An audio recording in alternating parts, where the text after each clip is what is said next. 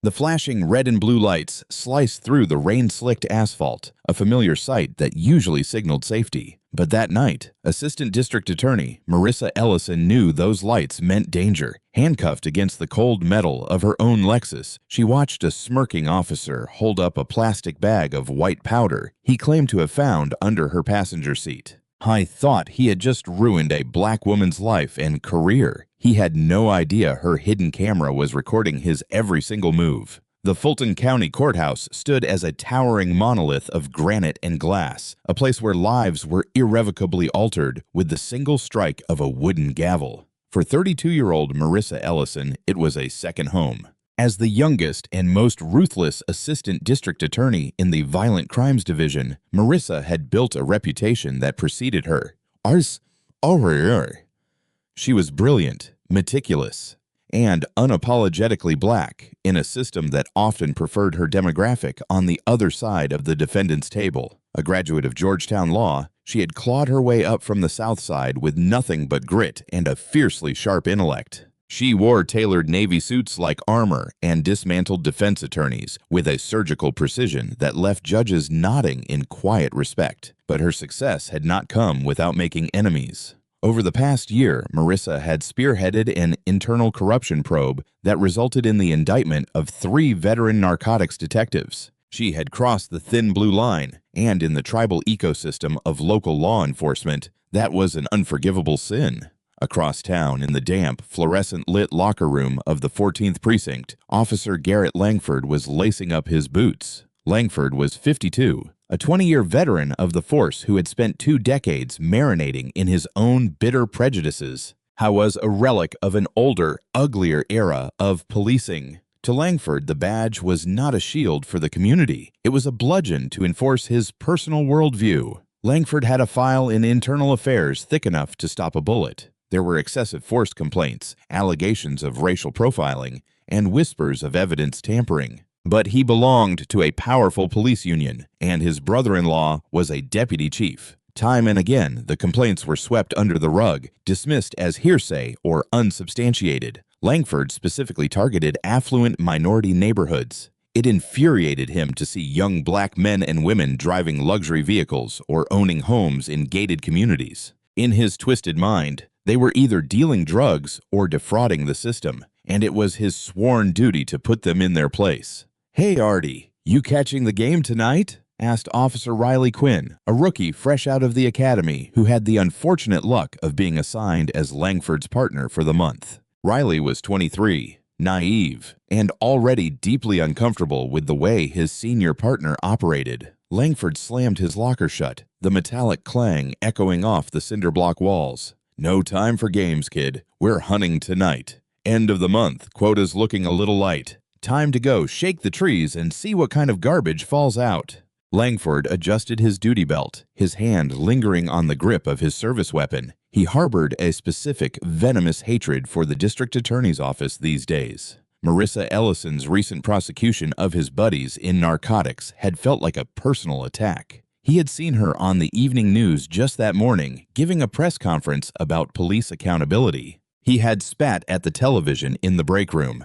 "These people think they run the city now," Langford had muttered to Riley earlier that week, refusing to use Marissa's name. Somebody needs to remind them how the real world works. What Langford didn't know was that Marissa Ellison was intimately aware of the target on her back. Since the indictments, she had received anonymous hate mail, silent phone calls in the middle of the night, and had even noticed unmarked patrol cars lingering a little too long at the end of her driveway. As a prosecutor, she understood the dark underbelly of law enforcement better than anyone. She knew how easy it was for a dirty cop to ruin a life with a fabricated police report and a plastic baggie of contraband. Because of this, Marissa had taken extreme precautions. She had a state-of-the-art dual-lens dash cam hardwired into her Lexus, recording both the road and the entire interior of the cabin, uploading continuously to an encrypted cloud server. More importantly, she had recently purchased a discreet high-definition body camera disguised as a designer lapel pin. She wore it on her blazer every single day, turning it on whenever she felt uneasy. She refused to become a victim of the very system she had sworn to uphold. As the sun dipped below the Atlanta skyline, casting long, menacing shadows across the city streets, a relentless November rain began to fall. The stage was set. The predator was on the prowl, cruising the slick streets in a black and white cruiser, completely unaware that his chosen prey had laid a flawless, inescapable trap. Marissa was exhausted. She had spent the last 14 hours locked in a suffocating conference room prepping witnesses for a grueling gang racketeering trial. Her eyes ached from staring at autopsy photos and financial ledgers. All she wanted was a hot shower, a glass of Pinot Noir, and the soft embrace of her bed. She walked out into the chilly, rain-swept parking garage of the courthouse, the rhythmic clicking of her heels echoing in the empty concrete cavern. She climbed into her dark gray Lexus ES, tossing her heavy leather briefcase onto the passenger seat. As she started the engine, she instinctively reached up to her left lapel. Her fingers brushed against the sleek black onyx pin. She pressed the hidden mechanism on the side. A microscopic, invisible vibration confirmed the device was actively recording audio and video in stunning 1080p resolution. It was a habit now, a quiet ritual of self-preservation. Marissa pulled out of the garage and merged onto Westheimer Road. The rain was coming down in sheets, blurring the neon signs of the late-night diners and gas stations. She kept her speed exactly at the posted limit of 35 miles per hour, her hands perfectly positioned at 10 and 2. 4 blocks behind her, Unit 4 Adam was idling in the shadows of an abandoned strip mall. Officer Garrett Langford was behind the wheel, chewing on a toothpick, his eyes scanning the sparse midnight traffic. Riley Quinn sat in the passenger seat, quietly filling out a logbook. Through the rhythmic sweeping of his windshield wipers, Langford spotted the sleek silhouette of the Lexus passing by. His eyes narrowed. He pulled out of the lot, his tires hissing on the wet pavement, and accelerated until he was riding mere car lengths behind Marissa's bumper. Inside the Lexus, Marissa's eyes flicked to her rearview mirror. Her heart skipped a sudden, cold beat. A patrol car was aggressively tailgating her. She didn't panic. She maintained her speed, ensuring she was completely centered in her lane. She deliberately used her turn signal to smoothly change lanes, hoping the cruiser would pass her. Instead, the cruiser mirrored her movement, staying glued to her rear bumper. "Look at this," Langford sneered in the cruiser, his knuckles white on the steering wheel. "Brand new Lexus, darkly tinted windows, rolling through this side of town at midnight." Riley looked up from his clipboard, squinting through the rain. "Plates are clean, Artie. Registered to a Marissa Ellison. Address is over in the Highlands. No warrants." Langford's jaw tightened. He recognized the name instantly. Marissa Ellison, the ADA, the woman who had put his friends in a maximum security prison. A dark grin slowly spread across Langford's face. The universe was handing him a gift on a silver platter. "She crossed the double yellow." Langford lied smoothly, his voice dripping with malice. Riley frowned, confused. "What?" "No, she didn't, Artie. She used her signal. I said she crossed the double yellow line, Quinn. You need to get your eyes checked." Langford's hand slammed down on the center console, activating the light bar. Instantly, the interior of Marissa's Lexus was bathed in strobing red and blue light. Marissa let out a long, slow breath. She didn't slam on her brakes. Instead, she activated her hazard lights to acknowledge the officer, drove for another 100 yards, and carefully pulled into the brightly lit canopy of a 24-hour Shell gas station. She wanted witnesses. She wanted high-definition overhead lighting. She shifted the car into park, rolled all 4 windows down to remove any excuse for the officers to claim they couldn't see inside, and placed both of her hands flat on the top of the steering wheel. "Showtime," she whispered to herself. The lapel pin camera on her Blazer was perfectly angled to capture the driver's side window. Her dual dash cam was silently recording the entire cabin, capturing the empty passenger seat and her briefcase. In the cruiser, Langford unbuckled his seatbelt. "You stay here, rookie," he commanded. "Let me handle this one." Riley looked uneasy. "Artie, it's a minor traffic violation. Just write a warning." "I know exactly how to handle my traffic stops," Langford barked. He stepped out into the pouring rain, grabbing a heavy metal Maglite flashlight. He didn't put on his issued body camera. In his precinct, it was notoriously common for cameras to malfunction or have dead batteries during late-night stops. Langford took his time approaching the vehicle. He walked with a heavy, arrogant swagger, shining his blinding flashlight through the back windows, scanning the back seat before finally stopping at Marissa's window. He shone the beam directly into her eyes, trying to disorient her. "Do you know why I pulled you over tonight, girl?" Langford asked, his tone aggressively informal and deliberately disrespectful. Marissa squinted against the harsh light, keeping her voice calm, modulated, and professional. "Good evening, officer. No, I am not aware of any reason for this traffic stop. I was driving the speed limit and maintaining my lane." "You swerved over the center line," Langford stated, lowering the flashlight just enough to sneer at her. "Let me see your license, registration, and proof of insurance." "I have them right here, officer," Marissa said slowly, announcing her movements before making them. "I'm reaching into my center console to retrieve my wallet." She handed over the documents. Langford snatched them from her fingers. He looked at the license, feigning ignorance. "Marissa Ellison. Well, you're a long way from home, Marissa. What are you doing out on the streets this late?" "I am an assistant district attorney returning home from the courthouse," Marissa replied, her eyes locked onto his. "And I would appreciate it if you addressed me formally, officer." She leaned forward slightly, reading his badge. "Officer Langford." Langford chuckled, a dry, rasping sound. "An 8A. Is that right?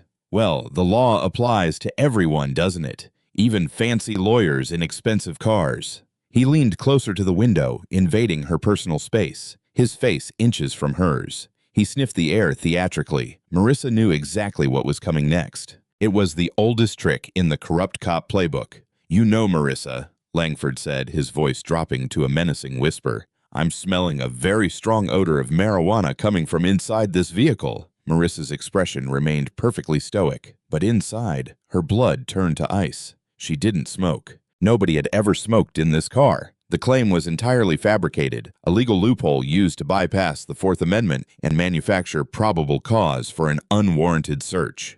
"Officer Langford, there is no marijuana in this vehicle," Marissa said firmly, enunciating every word for the hidden microphones. "I'm an officer of the court. I do not use illegal narcotics. The smell you are claiming is fictitious." "Are you calling me a liar?" Langford snapped, his hand dropping to the butt of his sidearm, an intimidation tactic. "I am stating a fact," Marissa replied evenly. "Furthermore, I do not consent to any searches of my person, my property, or my vehicle." Langford smiled. It was a terrifying, predatory smile.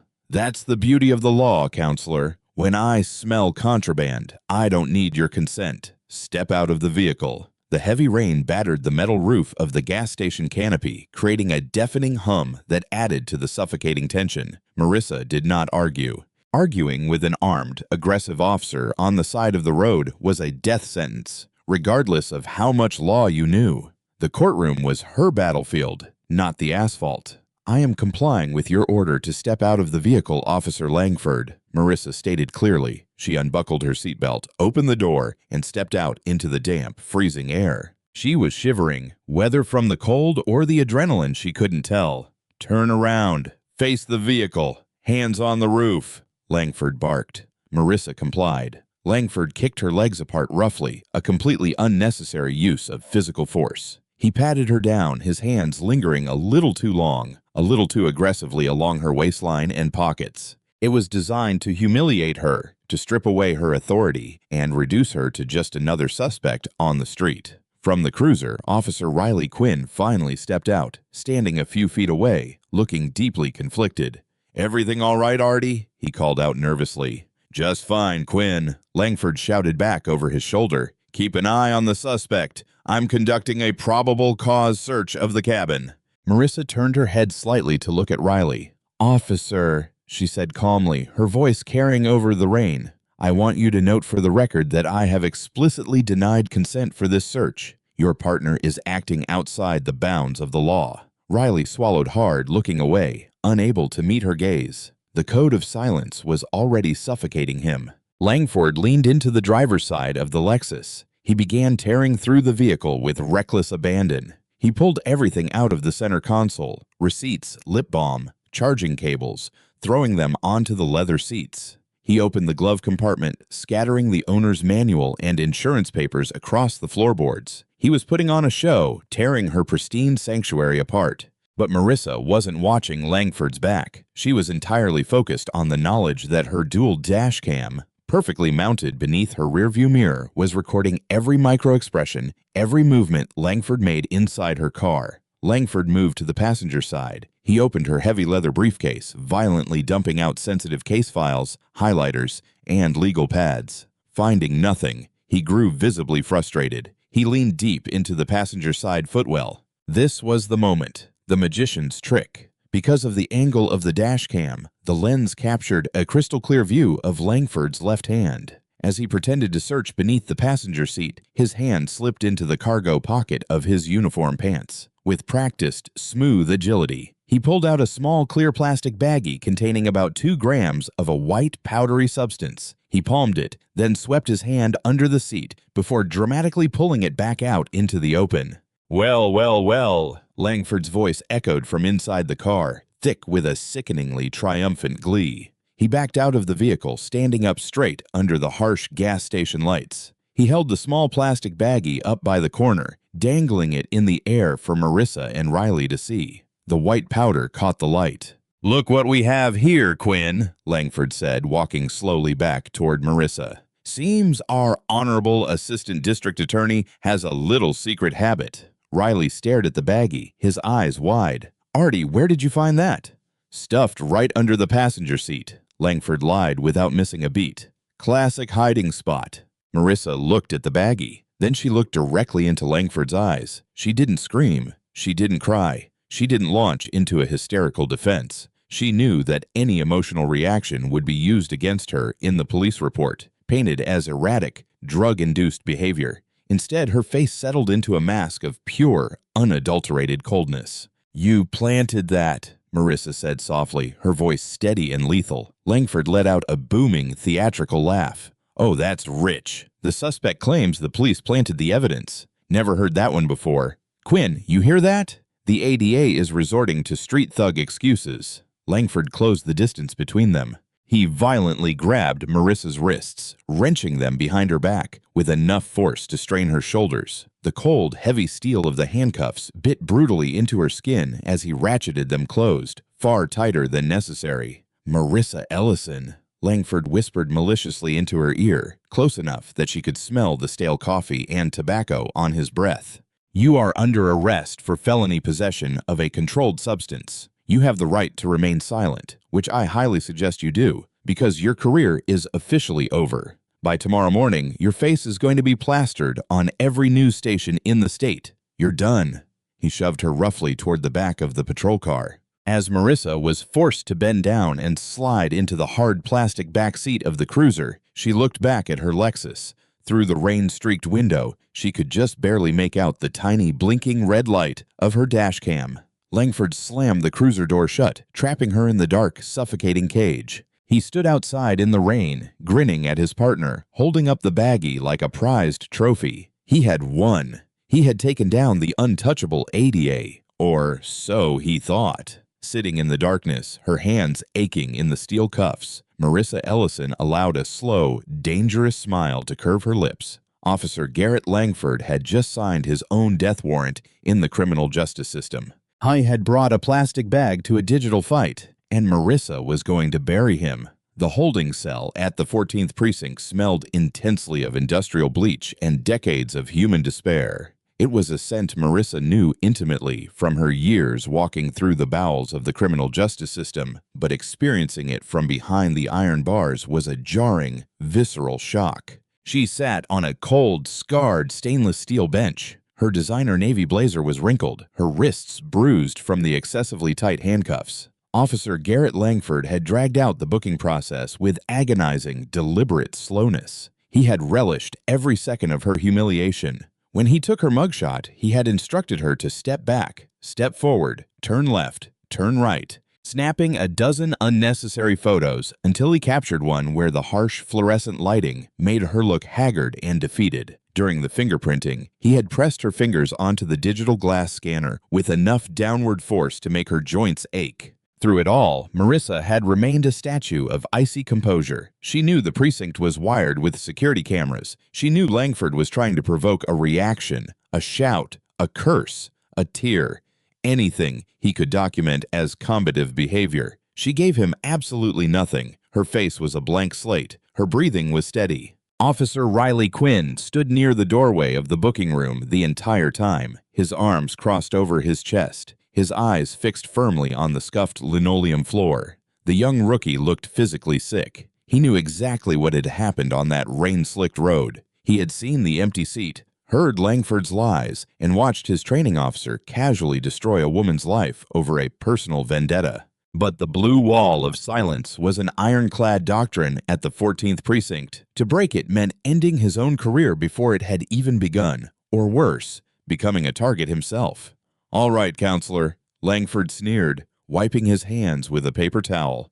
"You get one phone call. Make it count. Because after tonight, I doubt anyone in the DA's office is going to want to hear your voice."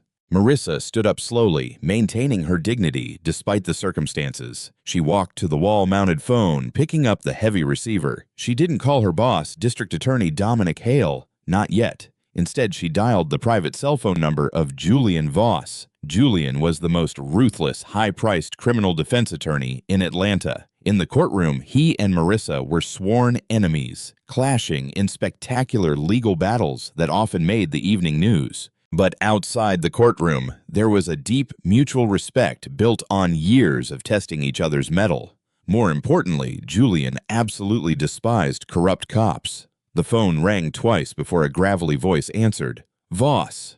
"Julian, it's Marissa Ellison," she said, her voice dropping to a low, measured murmur, acutely aware of Langford eavesdropping from across the room. There was a pause on the line. "Marissa, tell me you didn't finally murder opposing counsel." "I'm in holding at the 14th Precinct," she said, cutting straight to the chase. "Arrested on a fabricated charge of felony possession of a controlled substance. 2 grams of cocaine planted under my passenger seat during a pretextual traffic stop." The playful exhaustion instantly vanished from Julian's voice, replaced by cold, professional steel. "Who is the arresting officer?" "Garrett Langford." Another pause, heavier this time. Julian knew Langford's reputation. Everyone in the Atlanta legal community did. "That son of a... He's retaliating for the narcotics indictments." "Marissa, listen to me. Say absolutely nothing else. Do not answer any questions. I am getting out of bed right now. I'll be at the precinct in 30 minutes with a bail bondsman." "Julian, wait," Marissa whispered, turning her back to Langford to shield her face. "Listen to me very carefully. I need you to do exactly as I say. When you get here, we are going to play this entirely straight. Act outraged. Act defensive. But do not tip my hand. Let Langford file his official police report. Let him submit his sworn affidavit of probable cause. I want his signature on every single piece of paper." "Why?" Julian asked, his brow furrowing on the other end of the line. "We can squash this right now if we escalate to the watch commander." "Because," Marissa breathed, a dangerous edge creeping into her tone, "I have a dual-lens interior dash cam, and I was wearing a hidden lapel body camera. The footage is already sitting in an encrypted cloud server. I caught him palming the baggie from his pocket. It's in 1080p. A low, dark chuckle rumbled over the phone. "My God, Marissa, you wired yourself." "I knew they were coming for me," she replied firmly. "But if we show the footage now, Internal Affairs will just slap him with a disciplinary infraction. Let him quietly resign and sweep it under the rug. No, I want him to commit perjury. I want him to file false statements under oath. I want him to take the stand at the preliminary hearing and lie to a judge's face. We are going to let him dig his own grave, and then we are going to bury him in it." "You're playing a dangerous game, counselor," Julian warned. "By sunrise, the media is going to have this arrest report. Your reputation is going to take a massive hit." "My reputation can take it," Marissa said, staring at the peeling paint on the cell wall. "His freedom won't." "I'll see you in 30 minutes, Julian." She hung up the phone. Langford walked over, jingling his keys, a smirk plastered across his aging face. "Got your lawyer? Good. You're going to need a miracle to beat a possession charge with your record of making enemies." "We'll see, Officer Langford," Marissa said softly, turning to face him. "The wheels of justice turn slowly, but they grind exceedingly fine. By the next morning, the storm had passed, leaving the Atlanta streets washed clean, but the atmosphere inside the district attorney's office was suffocatingly toxic. The leak had happened faster than anyone anticipated. Some eager desk sergeant at the 14th Precinct had tipped off a reporter at WSB-TV, and the story had exploded like a grenade in the morning news cycle. Top Atlanta prosecutor arrested in midnight drug bust. The headline screamed across the bottom of every local channel. Marissa's meticulously orchestrated mugshot, looking exhausted and cornered, was broadcast into millions of homes. Marissa sat in the plush leather chair opposite District Attorney Dominic Hale. Hale was a political animal, a man who measured every decision by how it would affect his upcoming re-election campaign. He looked as though he had aged 10 years overnight. "Marissa," Hale sighed, rubbing his temples, a half-empty cup of black coffee trembling slightly in his hand. "Tell me this is a nightmare. Tell me there's an explanation." "It's a setup, Dominic," Marissa said evenly, dressed now in a fresh, sharp gray suit Julian had brought her, masking the exhaustion behind her eyes. "Officer Garrett Langford conducted a retaliatory traffic stop. He planted 2 grams of cocaine in my vehicle. It is a direct response to my prosecution of his colleagues." Hale groaned, leaning back in his chair. "Langford, I know his jacket. The man is a walking liability. But Marissa, the optics of this. You were arrested with narcotics in a high-crime area at midnight. The police union is already mobilizing." As if on cue, Hale's television, muted in the corner of his office, showed a live feed from the steps of the 14th Precinct. Brendan Shaw, the boisterous and aggressive president of the local police union, was standing behind the podium, flanked by uniformed officers. Langford was standing right behind him, looking solemn and heroic. Hale grabbed the remote and turned up the volume. And it is a sad day for Atlanta when the very individuals tasked with upholding the law believe they are above it. Shaw boomed into the cluster of microphones. "Officer Garrett Langford is a decorated 20-year veteran. Last night, he didn't let a title or a badge intimidate him. He did his job. He took drugs off our streets. It is deeply disturbing that ADA Marissa Ellison, a woman who has spent the last year aggressively targeting our brave men and women in uniform, was harboring such a dark, illegal secret herself. We are calling for her immediate termination from the district attorney's office." Hale muted the TV. The silence in the room was heavy and oppressive. He couldn't look Marissa in the eye. "Dominic," Marissa said, her voice devoid of panic, "do not terminate me. Suspend me. Put me on unpaid administrative leave pending the outcome of the preliminary hearing. That's standard protocol." "Marissa, the mayor's office is calling me every 5 minutes." "Dominic," Marissa snapped, her sharp tone cutting through his political anxiety. "Suspend me. Let them think they've won. Let Langford feel invincible. Trust me, I am building a case." Hale stared at her, seeing the terrifying, calculated fire in her eyes that had made her his best trial lawyer. He swallowed hard and nodded. "Administrative leave effective immediately. But Marissa, if you don't have a silver bullet, your career is over. And mine goes with it." Over the next 6 days, Marissa endured a public crucifixion. She was barred from the courthouse. Pundits on talk radio tore apart her past cases, suggesting she had prosecuted cops to deflect attention from her own secret life. Paparazzi camped at the gates of her subdivision. Through it all, she remained entirely silent. She issued no statements. She gave no interviews. She spent those 6 days in Julian Voss's sleek, high-rise law office. Together, they watched the footage from the dash cam and the lapel pin over and over again. The video was utterly devastating. On the 27-inch 4K monitor, Langford's sleight of hand was pitifully obvious. They could see the white baggie pinched between his thumb and forefinger as it emerged from his pocket. The lapel microphone picked up the crisp, undeniable sound of Marissa explicitly denying consent to the search. But the real victory came in the days leading up to the preliminary hearing, when Julian received the official discovery packet from the prosecutor assigned to handle the conflict of interest case. Julian spread the documents across his mahogany conference table, a predatory grin spreading across his face. "He took the bait, Marissa." Marissa picked up the official police report. It was signed and dated by Officer Garrett Langford, sworn under penalty of perjury. She read it aloud, her voice dripping with contempt. Upon approaching the vehicle, I immediately detected a strong, unmistakable odor of raw marijuana emanating from the cabin, providing probable cause for a vehicle search. The suspect, Marissa Ellison, appeared visibly agitated and nervous. During the search, I discovered a clear plastic bag containing a white, powdery substance, later confirmed to be cocaine, hidden beneath the passenger seat. The suspect then became verbally combative. It's a masterpiece of fiction, Julian laughed darkly. He checked every box. Fabricated probable cause, falsified suspect demeanor, and outright lied about the origin of the evidence. Marissa flipped to the second page and her heart sank slightly. It was a corroborating supplemental report. It was signed by Officer Riley Quinn.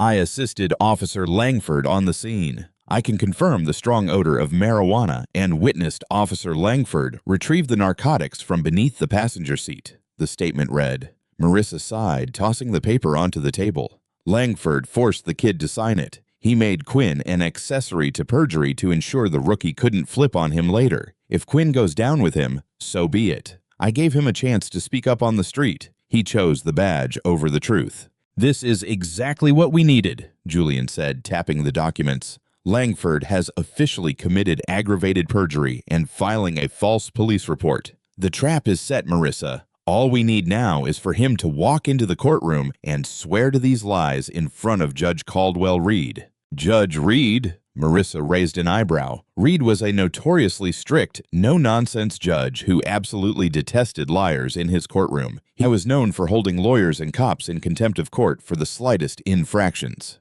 I pulled some strings to make sure we got his docket. Julian winked. It's going to be a bloodbath.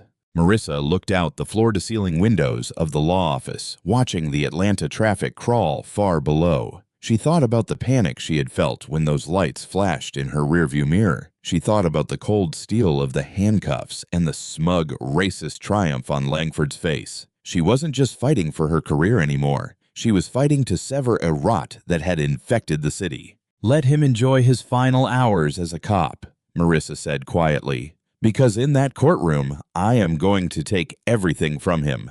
The morning of the preliminary hearing, the Fulton County Courthouse looked less like a hall of justice and more like a besieged fortress. News vans from every major network choked the surrounding streets, their satellite dishes aimed at the overcast Atlanta sky. A mob of reporters, photographers, and protesting police union members crowded the marble steps. When a sleek black town car pulled up to the curb, the press surged forward like a tidal wave. Marissa Ellison stepped out, flanked by Julian Voss and two private security contractors. She wore a tailored charcoal gray suit, her hair immaculately pulled back. She looked every inch the formidable assistant district attorney she was. She ignored the flashing bulbs and the shouted questions, her face an unreadable mask of perfect calm. Inside courtroom 4B, the air was thick with tension. Due to a last-minute docket shift to avoid any claims of bias, the case had been moved to the Honorable Judge Caldwell Reed. Judge Reed was a former Marine JAG officer with a reputation for running his courtroom with an iron fist.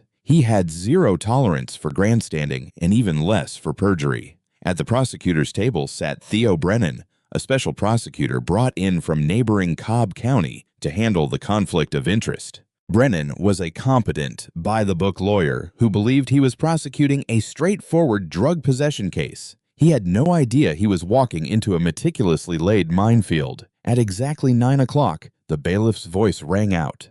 "All rise." Judge Reed swept into the room, his black robes billowing. He took his seat, adjusted his reading glasses, and glared down at the packed gallery. "Let's get this over with," he grumbled. "Mr. Brennan, call your first witness."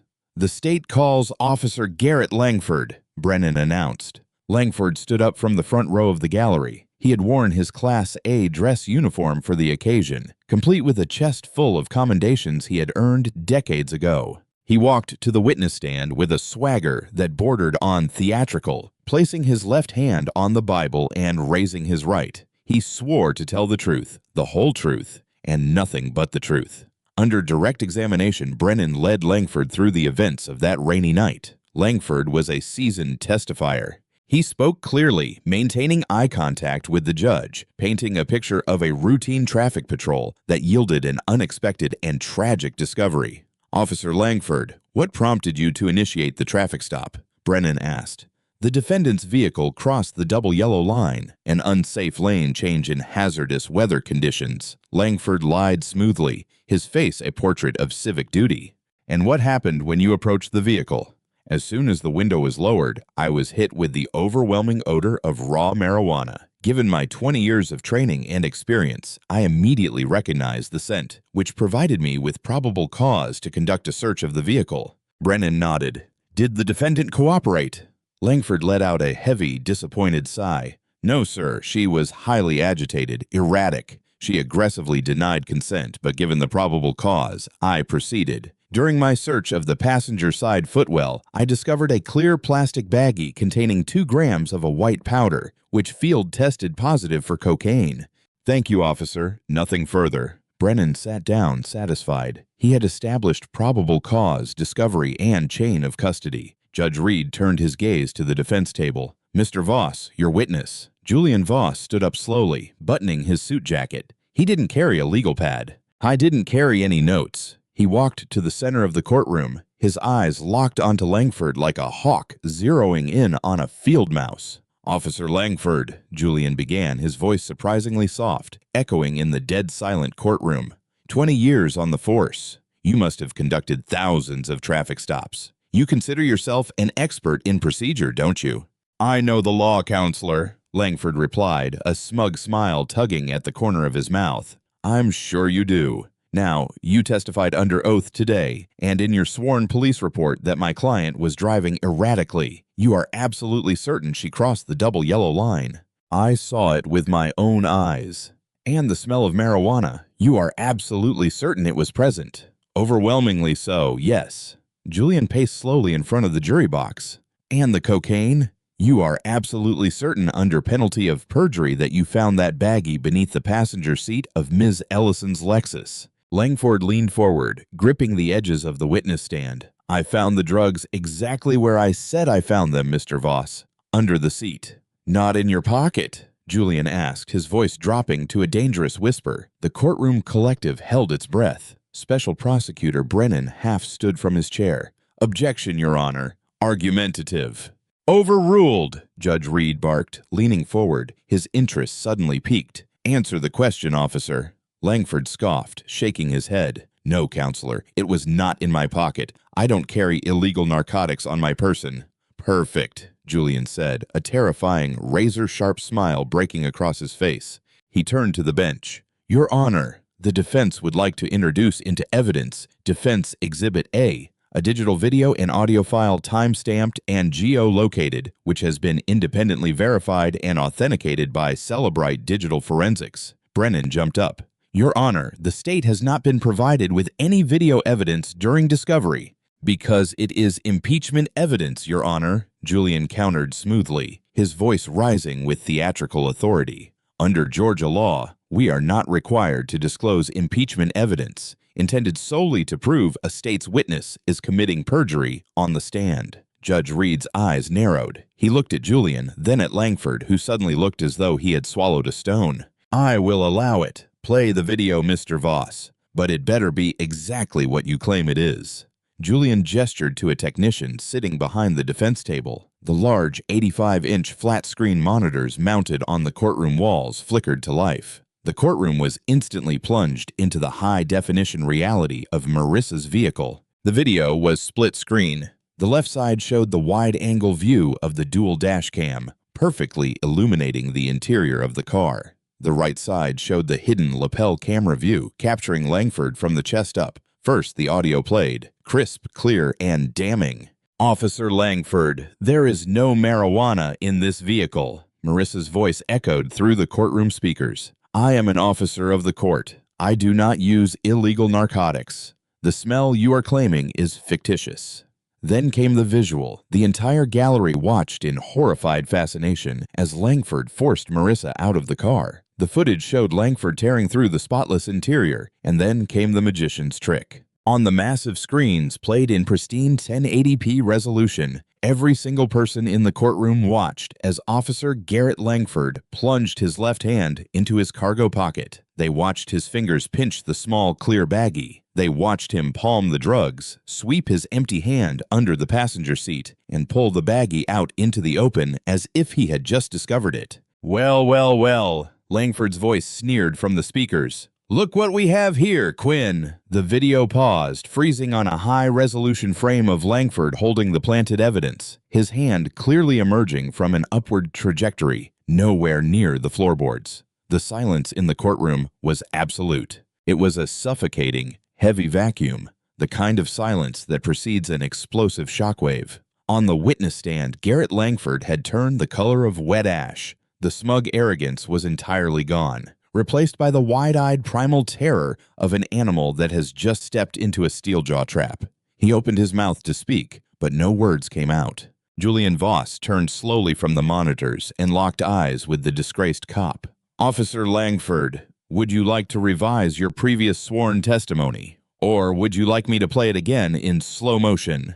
The eruption was instantaneous. The gallery exploded into a cacophony of shouts and gasps. Reporters furiously typed on their phones, racing to break the news that the city's most explosive drug case had just turned into a catastrophic police corruption scandal.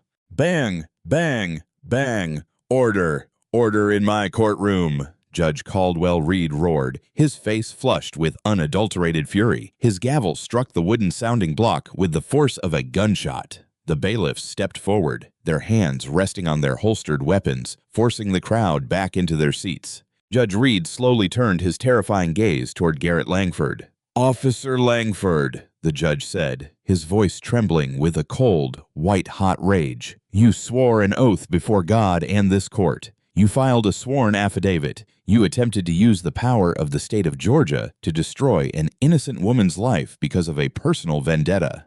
"Your Honor, I can explain. That video is manipulated," Langford stammered, his voice cracking, desperation clawing at his throat. "Shut your mouth," Judge Reed thundered, the sheer volume of his voice making Langford flinch. "The digital forensics metadata, authenticated by Amazon Web Services and Cellebrite, leaves no room for your lies. You are a disgrace to that uniform. You are a cancer in the criminal justice system." Before Reed could continue, a commotion broke out in the second row of the gallery. Officer Riley Quinn, the young rookie who had been agonizing over his silence, suddenly stood up. He was weeping, tears streaming down his face, his hands raised in the air. "He made me do it!" Riley screamed, his voice breaking in a panicked sob. "He told me if I didn't sign the supplemental report, he'd have me blacklisted from the department. There was no smell of weed. There were no drugs. He planted them. I'm sorry, Ms. Ellison, I'm so sorry." The courtroom devolved into absolute chaos. Special Prosecutor Theo Brennan looked physically ill, staring at the floor, realizing his entire case was built on a foundation of spectacular criminal fraud. Judge Reed didn't hesitate. He pointed a trembling finger directly at the witness stand.